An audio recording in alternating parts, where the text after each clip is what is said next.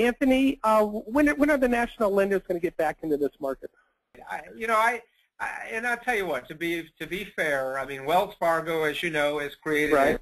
a big SBA division. They're big on 7A right now. So, I mean, I think that some select national lenders will be looking at small business hospitality loans within the next six months to 8 months.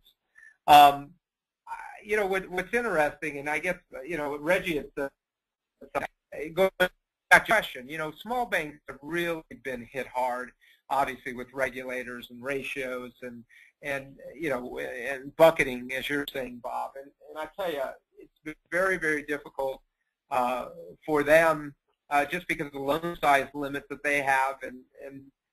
But what's really interesting today is that small business, and I'm not going to say the name of the bank, but I thought it was a great way of looking at it from their head of lending. And they're like, there isn't a better time for us today because we can name our requirements. We can name what equity we want. We can, most of the lending that's being done is at, 2.25 to 2 3/4 above prime.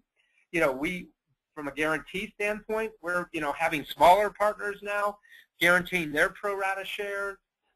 We're doing cross-collateralization of insurance policies, of homes. I mean, anything to collect to protect collateral of the loan. And so, and I think that's the right way to look at it, because your basis is typically lower than historical.